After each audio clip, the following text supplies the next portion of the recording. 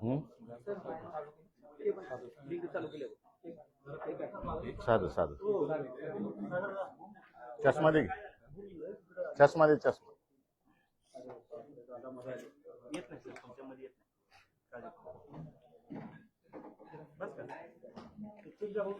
Check check check check audio check करायचा.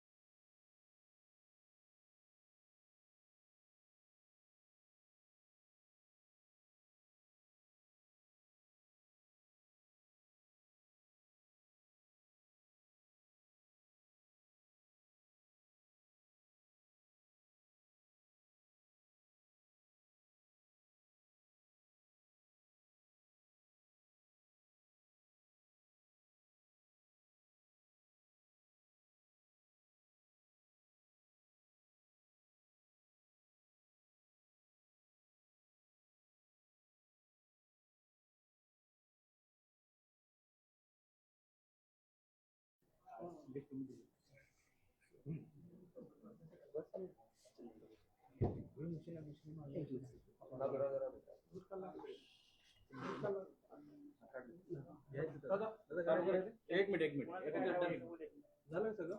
एक एक मिनिट फक्त.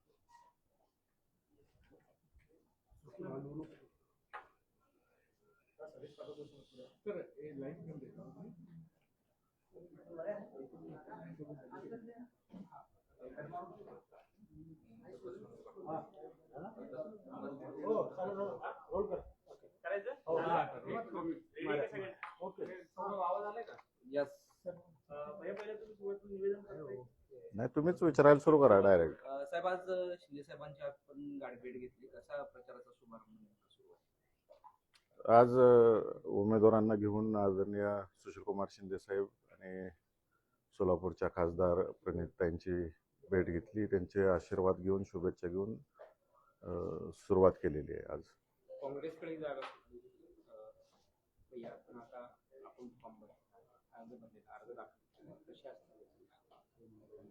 महाविकास आघाडी म्हणून आम्ही लढणार आहोत. महाविकास आघाडीचे सर्व घटक पक्षांना घेऊन पुढे जाणार आहोत. खरं तर ही निवडणूक जी आहे ती बिनविरोध करण्याचं आवाहन पालकमंत्र्यांनी केलेलं होतं. नंतर ते राजकीय सुद्धा झाल्या. काँग्रेसचा अर्ज जो आहे तो बाद झाला. कुठेतरी निवडणूक लादली गेली असं देखील प्रतिक्रिया भाजपच्या नेत्यांनी दिलेली आहे. काय नक्की आपली भूमिका आहे? एक तर पहिली गोष्ट लोकशाही आहे. लोकशाहीमध्ये सर्वांना उभा राहण्याचा अधिकार आहे. आणि आव्हानं फक्त टी व्हीवरच बघितली आम्ही. आव्हानं विकास या सगळ्या गोष्टी असतील तर समक्ष भेटणं असतं, चर्चा असते आणि त्यातून माणसं पुढे जातात. या कोणत्याही गोष्टी घडलेल्या नाहीत. टी व्ही माध्यम, प्रिंट मीडिया या गोष्टीतूनच आम्ही सर्व या गोष्टी पाहिलेल्या आहेत. प्रत्यक्षात कुठल्या गोष्टी झालेल्या नाही आहेत. झाले असते तर नक्की विचार पुढे गेला असता, काहीतरी झालं असतं. अशा कोणत्याही घटना घडलेल्या नाहीत आणि मी माझ्या पक्षाचे राष्ट्रीय अध्यक्ष आदरणीय शरदचंद्रजी पवार साहेबांनी जो आदेश दिला तो शेवटच्या क्षणाला मी मान्य केलेला आहे. भैया खरं तर भाजपच्या नेत्याने अशी देखील टीका केलेली की काही बिनसंतोषी लोकांनी ही निवडणूक लादलेली आहे, कारण अनेकांनी अर्ज मागे घेतले होते मात्र ऐनवेळी एक अर्ज राहिला. आपल्यावर कुठेतरी नाव न घेता ती टीका केली आहे. मी माझ्या राष्ट्रीय नेते शरदचंद्रजी पवार साहेबांचा जो आदेश आहे त्यांनी आदेश दिला की इलेक्शन बिनविरोध होता कामा नये, पुरोगामी विचार हा टिकला पाहिजे आणि ते विचार टिकण्याच्या दृष्टिकोनातून तुम्ही इलेक्शन लढलं पाहिजे. जय हो पराजय हो हा नंतरचा गोष्ट आहे. इलेक्शन लढलं पाहिजे आणि पुरोगामी विचार समाजामध्ये गेला पाहिजे. त्या दृष्टिकोनातून तुम्ही लढा. माझ्या नेत्यांचा आदेश आला तो मी पाळला. साहेब, आपल्या नेत्यांचा आदेश आपल्याच पक्षातल्या आमदारांना आलेला नाही का? कारण तो आदेश पाळताना दिसत नाही. तर उत्तम जानकर जे आहेत ते विरोधी भूमिका घेतात की आम्ही या मतदानावर बहिष्कार टाकतोय आणि हा उमेदवार आम्हाला मान्य नाहीये, त्यांच्या मागे कोण आमदार आहे एक नाव सांगा, असं देखील प्रत्याहवान त्याने केलेलं आहे. काय नक्की झाले काय? त्याचबरोबर मोहिते पाटलांनी आमच्या केसांनी गळा कापला म्हणताय. आमच्या घरातला प्रश्न आहे, घरात बसून आम्ही संपू काय गैरसमज झाले असतील तर. पण भैया कुठेतरी असं आहे की त्यांचे जे चिरंजीव आहेत त्यांनी उमेदवारी अर्ज दाखल केला होता, यावरून त्यांची नाराजगी दिसते खरं तर. मगाशीच सांगितलं मी की आमचा घरातला प्रश्न आहे, आम्ही घरात बसून मिटवू. नाही, पण ते माध्यमांसमोर बोलतात की कुठेतरी दोन प्रत्येकाची कामाची पद्धत वेगळी आहे. माझी पद्धत आहे घरातला विषय चव्हाट्यावर मांडायची नाही, घरात बसू आणि संपवू आम्ही विषय. आपण असं म्हणालात की बिनविरोधचं आवाहन केवळ आम्ही माध्यमांमध्ये आणि प्रिंट मीडियामध्ये पाहिलं, ऐकलं, वाचलं, पण मग प्रत्यक्षात तुम्हाला जयकुमार गोरे असतील किंवा भाजपचे काही वरिष्ठ नेते कुणाचाही फोन आला नाही का ही निवडणूक बिनविरोध करा म्हणून विनंती किंवा अशा पद्धतीचे काय? नाही, कोणाचे फोन आलेले नाहीत मला. एका व्यक्तीच्या इगोमुळे ही निवडणूक लागली अशा पद्धतीचा आरोप भाजप नेत्यांकडून केला जातो. लोकशाही आहे, इलेक्शन लढायचं नाही का? हुकुमशाही आहे का? हुकुमशाही आहे का तुम्ही सांगा पत्रकार मंडळींनी मला. लोकशाही आहे, प्रत्येकाला आपले विचार मांडायची, विचार पुढे न्यायची. माझ्या पार्टीचा विचार पुढे न्यायचा आहे मला, महाविकास आघाडीचा विचार पुढे न्यायचा आहे. मग त्यातून कोण लढायला अंतिम तयार झालं, कोण कोण माघार घेतलं, हे सगळं दुनियाने बघितलेलं आहे.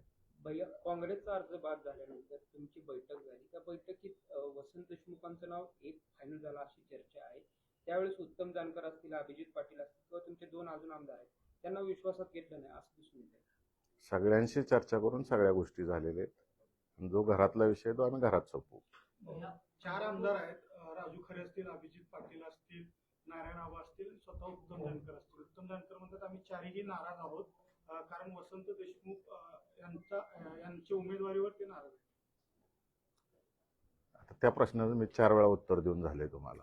आमच्या घरातला विषय आम्ही घरात बसून संपू. महाविकास आघाडीचे समर्थक असलेले पक्ष विद्यमान नारायण आबा आधीच फॉर्म भरताना सोबत आलेले होते. धनंजय डिकोळे अर्ज माघारी घेताना भाजपच्या नेत्यांसोबत गाडीमध्ये आले. शेकापचे आमदार देखील त्यांच्यासोबत कायम सोबत दिसत आहेत. राजू खरे शिंदे सेनेच्या याच्यामध्ये दिसत आहेत. कुठेतरी महाविकास आघाडीतून लढत असताना महाविकास आघाडीचे हे सगळे नेते आधीपासूनच महायुतीच्या समर्थकांमध्ये भूमिका दिसते. त्यामुळे ही ताकद महाविकास आघाडीची कुठं तुटली आहे असं वाटतं तुम्हाला? मी या मतदारसंघातील 616 मतदार आहेत. 616 मतदारांची जी इच्छा होती ती परिपूर्ण करण्यासाठी आणि माझ्या नेत्याच्या आदेशाप्रमाणे मी वागतोय. तर काल पालकमंत्री असं म्हणाले की 616 मध्ये 16 मतं तरी मोहिते पाटलांना पडतात. या प्रश्नाची वाट बघत होतो मी.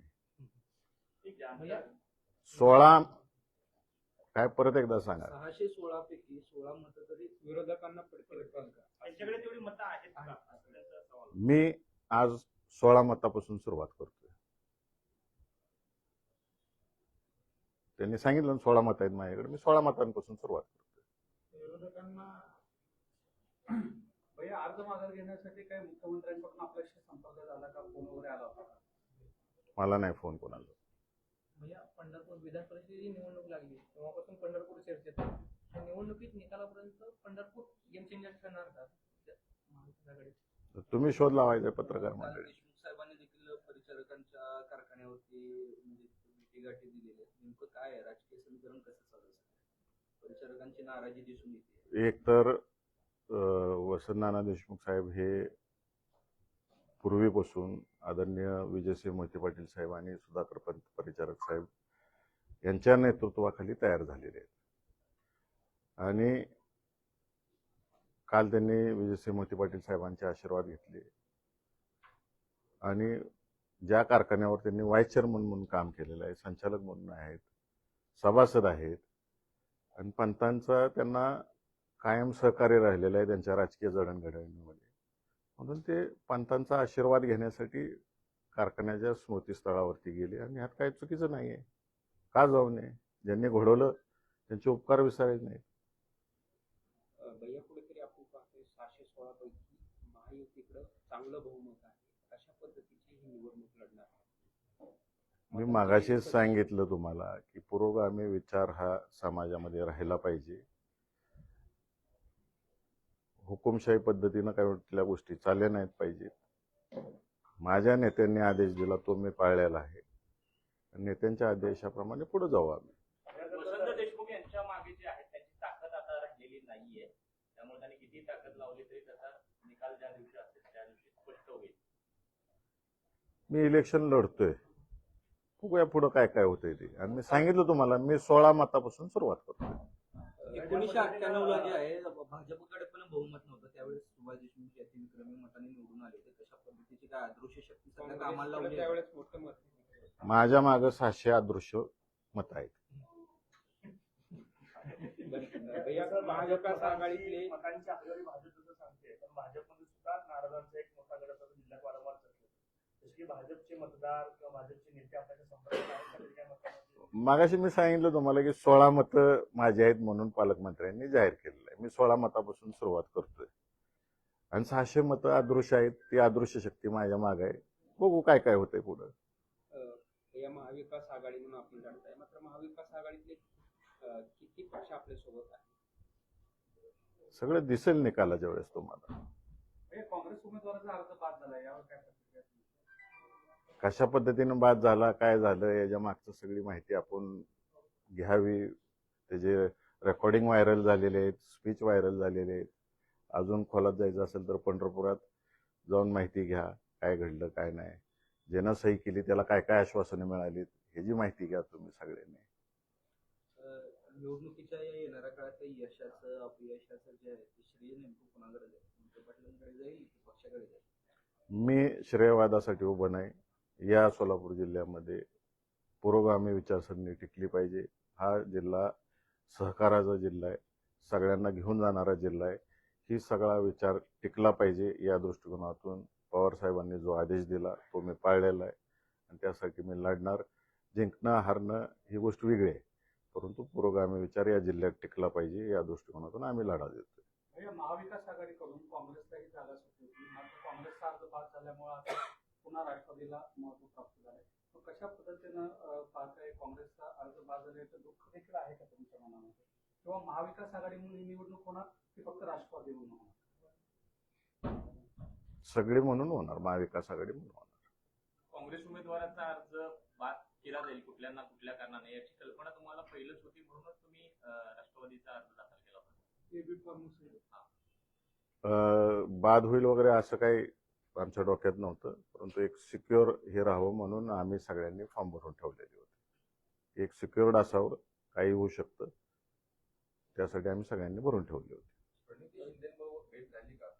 झाली, सगळ्यांबरोबर झाली, साहेबांबरोबर झाली, ताईंबरोबर झाली, सगळ्यांबरोबर झालं. शिंदे साहेबांबद्दल बरोबर काय बोलणं झालं का? झाली, राजकीय चर्चा झाली आमची संपूर्ण.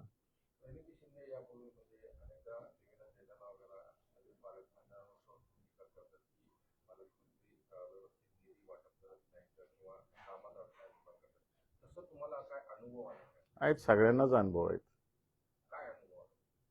निधी जो काही कायद्यानं ठरवून दिलेला आहे त्या पद्धतीनं वाटप होत नाही या जिल्ह्यामध्ये. मनमानी पद्धतीनं सगळे अधिकार वाकवून निधी वाटला जातो. दिसेल भविष्यात तुम्हाला काय काय गोष्टी बाहेर येतील, त्यातून दिसेल तुम्हाला. भैया सोलापूरचं राजकारण हे वेगळ्या वळणावर जातं असं दिसतंय का? कारण आपण पाहतो की सोलापूर विधान परिषदेची जी जागा आहे ते मोहिते पाटील केंद्रित असायची, मात्र आता व्यक्तिगत कशा पद्धतीने बघताय या सगळ्या राजकारण? तेव्हा अनेक उन्हाळे पावसाळे असतात, त्या अनुभवातून शिकत जायचं असते. आम्ही कुठं घमेंडीनं वागत नाही, वागणारही नाही. या जनतेनं आमच्यावरती प्रेमही दाखवलेलं आहे, अतिप्रेमही दाखवलेलं आहे, नाराजीही दाखवलेली आहे, पुन्हा प्रेम दाखवलेलं आहे. आम्ही शिकत चाललोय, शिकत राहू. जनतेचा जो आदेश असेल या सोलापूर जिल्ह्यातला, त्या पद्धतीने आम्ही काम करत राहू. भैया खरं तर रणजितदादांच्या उमेदवारीची देखील चर्चा काही दिवसांपूर्वी रंगलेली होती. या विधान परिषदेत रणजितदादा स्वतः उभा असल्याची देखील चर्चा होती. तर ऐनवेळी हा निर्णय माघार घेण्यात आल्याची चर्चा आहे. काय नक्की त्यामध्ये? या सगळ्या गोष्टी माध्यमातूनच आलेल्या आहेत. दादा कधीही उभा राहणार नव्हते आणि हा विषयच नाही. भैया कुठेतरी वसंत देशमुख यांच्या विरोधात राजेंद्र राव यांची उमेदवारी आहे. कशा पद्धतीने बघताय ह्या सगळ्या राजकारणाचं समीकरण कशा पद्धतीने जुळतं? दिसेल तुम्हाला 22 तारखेला कशी जुळलीत ती. साहेब, तुम्ही घरातली गोष्ट आहे म्हणताय, घरात मिटून म्हणताय, परंतु माध्यमांसमोर येऊन आपल्याच पक्षाचे आमदार आपल्याच नेतृत्वातून निवडून आलेले ते तुमच्यावरती केसानं गळा घातल्याचा आरोप करतात. तेच सांगितलं ना, प्रत्येकाची कामाची पद्धत वेगळी असते कुटुंबात. तर तुमच्या कुटुंबात जर 2-3 भाऊ आहेत तुम्ही, तर त्यातला एका भावाला सवय असते माझ्यासारखं शांत राहायची, घरात बसून मिटवायची. 2 भावांना सवय असते बाबा बाहेर बावकीत जाऊन सांगावं बाबा ही असं केलं तसं केलं. मिटवू ना आम्ही आमच्या घरातला विषय. महाराष्ट्रातील ग्रामविकास खात्याची आर्थिक वेबसाईट जी आहे ती गेल्या अनेक दिवसापासून बंद आहे. त्याच्यामुळे कंत्राटदार असतील, कंत्राटदार कर्मचारी असतील, जिल्हा परिषद त्यांच्या पगारी, कंत्राटदारांची बिलं ही पूर्णपणे ठप्प झालेले आहेत. कशा पद्धतीने याकडे पाहता आणि काय सांगता? अजून मोठ्या प्रमाणावर गोष्टी ठप्प होणार आहेत. पूर्वी शेतकरी आत्महत्या करत होते, आता कॉन्ट्रॅक्टर लोकांच्या आत्महत्येची संख्या वाढेल. दिसेल भविष्यात हळूहळू सगळं तुम्हाला. हे कुठेतरी पैसे नसल्यामुळे ही वेबसाईट बंद आहे असं देखील 100% पैसेच नाही आहेत सरकारकडे. उद्या कर्मचाऱ्यांची पगारी करायचं अवघड होईल अशी परिस्थिती निर्माण. निमगावमध्ये आपण बैठक घेतली शक्तीपीठ महामार्गाच्या संदर्भाने. आपण असं म्हणाला की शेतकऱ्यांनी सांगितलं तर कोरड्या उडी मारू आपण. काय नेमकी शक्तीपीठ महामार्गाची काय? शक्तीपीठाच्या बाबतीत बोलायचं झालं तर माझी शासनाला विनंती राहील की पहिलं तुम्ही शेतकऱ्यांना कोणत्या पद्धतीनं शक्तीपीठ चाललेलं आहे याची सविस्तर माहिती कलेक्टरांच्या माध्यमातून दिली गेली पाहिजे. ज्या ज्या शेतातून तुम्ही शक्तीपीठ घेऊन चाललेला आहे त्याला त्याचा मोबदला काय मिळणार आहे, कोणतीही माहिती शेतकऱ्यांना दिली गेलेली नाही. आणि परस्पर हे सगळं नियोजन चाललेलं आहे, हे अत्यंत चुकीचं आहे. विकासात कोणाचंही सरकार असतो, कुणी आडवं यायचा विषय येत नाही. तर विकास करत असताना शेतकरी देशोधडीला न लागता त्याचं कल्याण होईल या दृष्टिकोनातून सरकारने बघितलं पाहिजे. शक्तीपीठ महामार्गामध्ये मी सोलापूर जिल्ह्यातील माढा लोकसभा मतदारसंघातील एक ना एक गावात गेलो आणि शेतकरी जे बाधित झालेले आहेत त्या प्रत्येकाशी मी चर्चा पर्सनली केलेली आहे. प्रत्येकाबरोबर वेळ घालवलेला आहे तिथं आणि त्यांच्याकडून समजून घेऊन मग या लढ्यात मी उतरलेलो आहे आणि मी शेतकऱ्यांबरोबर राहणार आहे. या शेतकऱ्यांवरती अन्याय होतोय. सगळं माळशिरस तालुक्यातलं निमगाव सारखं गाव आहे. निमगाव मध्ये जी लोक आहेत पूर्वीच तिथं तळ झालेलं आहे आणि त्यामुळं त्यांचं पुनर्वसन त्याच गावात झालं होतं. पूर्ण माळरान असलेला आहे, जमिनी होत्या, त्या लोकांनी करोडो रुपये खर्चून डेव्हलपमेंट केलेले आहेत आणि पुन्हा आता रस्त्यासाठी शेती घालवायची म्हणजे ते उद्ध्वस्तच होणार आहेत शेतकरी. आणि रेडी रेकनरच्या दराने गव्हर्नमेंट देईल 5 पट. आज ऐकतोय आम्ही 5 पट देणार आहे अधिकाऱ्यांशी संवाद साधल्यानंतर. जर रेडी रेकनर रेटच कमी आहे तिथं आणि पड जमीन उल्लेख उतार्यावरती आहे, म्हणजे तुटपुंजी रक्कम ही शेतकऱ्यांना मिळणार आहे. माढा तालुक्यात बघायला गेलं तर सगळा भाग हा सीना माढा उपसा सिंचन योजनेच्या माध्यमातून बायगात झालेला आहे. शेतकऱ्यांनी लाखो रुपये खर्च करून 40-50 लाख रुपये खर्च करून आपल्या बागा उभा केलेल्या आहेत आणि एवढा खर्च करून तेवढी किंमतच मिळत नाही या जमिनीला आणि अशा ह्याच्यातून रस्ता चाललाय. तर हे अत्यंत चुकीचं आहे. आम्ही शेतकऱ्यांबरोबर राहणार. करकमची जर अवस्था बघितली तुम्ही, आमच्या मुलाखती घेण्यापेक्षा या शेतकऱ्यांच्या मुलाखती घ्या, त्यांच्या फील्डवर जावा, त्यांची अवस्था काय ही माध्यमांनी बघावी अशी माझी विनंती राहील. मग तुम्हाला गांभीर्य समजून येईल. आणि ज्या भागात लोकांची इच्छा आहे सांगोल्यासारख्या की आमच्या भागातून जावा रस्ता, तिथून न्यायला पाहिजे. आत्ताचा जो रत्नागिरी नागपूर हायवे तोच किती रिकामा चालतो, त्याच्यातून पूर्ण टोल मिळतोय का, पैसे वसूल होतात का, हे शासनाने बघा. आणि तोच हा रस्ता जर एक्सप्रेस दर्जा दिला आणि काय थोड्याफार अपग्रेडेशन केल्या तर विरोधी होणार नाही, जमिनी जाणार नाहीत नव्यानं. हा रस्ता 100% युटिलायझेशन मध्ये येईल. शासनाने तसा विचार करावा. मी या शक्तीपीठाच्या बाबतीमध्ये शेतकरी जी भूमिका घ्यायला सांगतील त्या पद्धतीने मी शेतकऱ्यांबरोबर राहणार. भैया खरं तर या विधान परिषद निवडणुकीमध्ये पहिल्या टप्प्यामध्ये आपली लढाई जी आहे, पहिला टप्पा जो आहे त्यामध्ये आपण यशस्वी ठरलेला आहे महाविकास आघाडीतून. कारण आपल्याला कदाचित त्याची कल्पना असावी की काँग्रेसचा अर्ज बाद होऊ शकतो, म्हणून एबी फॉर्म जो आहे तो राष्ट्रवादीने देखील अर्ज भरला. तो पहिला टप्पा होता. आणि आता दुसरा टप्पा जो आहे त्यामध्ये देखील उत्तम जानकरांचा अंतर्गत विरोध हा कुठेतरी सत्ताधाऱ्यांना गाफील ठेवण्याचा हा प्रकार आहे का, असं देखील एक चर्चा होती. आमचा घरातला विषय आम्ही घरात संपवू. खरं तर काल अर्ज माघारी घेण्याचा दिवस होता. राज्यातल्या 14,000 ग्रामपंचायत त्यांच्या निवडणुका मागच्या अनेक महिन्यापासून झाल्या नाही, त्यामुळे गावांचा विकास थांबलेला आहे. जुन्या 50,000पेक्षा जास्त ग्रामपंचायत कर्मचारी आहेत ज्यांचे पगार देखील व्हायला तयार नाही. राज्यातलं जे गाव आहेत, खेडेगाव आहेत, त्यांचा विकास कुठेतरी या सगळ्यांमुळे होत सरकार 100% ग्रामपंचायतीचे इलेक्शन वेळेत व्हायला पाहिजेत. नाहीतर गेले 5-6 वर्ष आपण बघितलेलं आहे, इलेक्शन थांबल्यामुळं मोठ्या प्रमाणावरती अधिकारी वर्गाने कसा भ्रष्टाचार यात केलेला आहे. ग्रामपंचायती इलेक्शन अधिक काळ लांबवणं हे धोकादायक आहे. भारतीय लोकशाहीच्या दृष्टिकोनातून अत्यंत धोकादायक आहे. सोलापूर महानगरपालिकेमध्ये एमआयएमचे 9 नगरसेवक आहेत. आज आपली भेट झाली शिंदे साहेबांसोबत. एमआयएमचे नगरसेवक देखील साहेबांच्या भेटीला आले. हो, भेटले. तेही सगळे पहिल्या दिवसापासून संपर्कात आहेत की आपण काय असेल ते एकत्र पुरोगामी विचाराच्या दृष्टिकोनातून पुढे जाऊ. काल अर्ज माघारी घेण्याचा शेवटचा दिवस होता आणि 150 कोटी रुपये वाटल्याचा आरोप संजय राऊतांनी केला राज्यभरात. झालं असेल. या 17 पैकी 6 ज्या जागा आहेत त्या बिनविरोध झालेल्या आहेत. प्रत्येक ठिकाणी मग अशा पद्धतीने पैसे वाटतात जे आहे तो संजय राऊत सातत्याने करतात आरोप. झालं असेल, शक्यता नाकारता येत नाही. मी बघितलं नाही तिकडचं काय, कारण का मी आपल्या लोकसभेचं काय करायचं काय नाही या सगळ्या बैठकांमध्ये होतो. आपल्या सोलापूर जिल्ह्याच्या विधान परिषदेच्या बैठकात होतो. या विधान परिषद निवडणुकीमध्ये एमआयएम आपल्या सोबत असेल का, किंवा त्यांच्याकडून काही तसं आश्वासन देण्यात आलं? ते आज सगळे बसणार आहेत आणि त्यांचा निर्णय आम्हाला कळवणार आहे. काल जयकुमार गोरे असं म्हणाले की विरोधकांनी निवडणूक लावली ठीक आहे, पण पुढच्या निवडणुकीला ते उमेदवार उभा करण्याचं धाडस करणार या मताधिक्याने निवडणूक. मला एक दिवस द्या, माझ्याकडे किती मतं मला पडतील ते देखील आम्ही सांगू, असं एक आव्हान तुम्हाला दिलं आहे. मी सांगितलं मागाशी, मी 16 मतापासून सुरुवात करतोय. आपण पाहतो की करमाळा असेल, सांगोला असेल, मंगळवेढा असेल, पंढरपूर असेल, या ठिकाणी स्थानिक आघाड्या आहेत. महाविकास आघाडी सोडून स्थानिक आघाड्या आहेत, त्यांची मतं आहेत. त्यांना कसं पद्धतीने कन्व्हिन्स करा?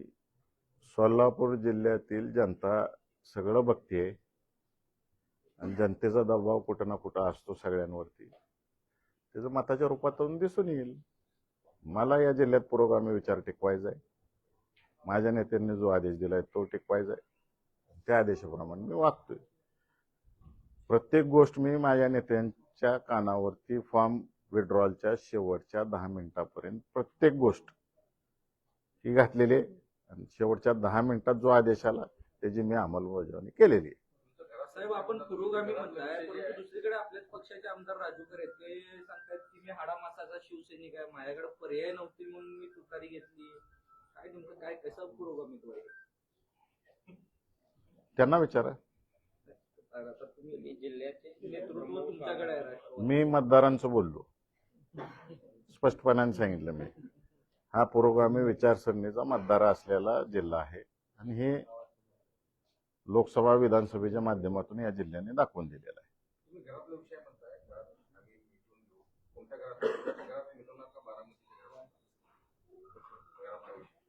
वेळापूरच्या घरात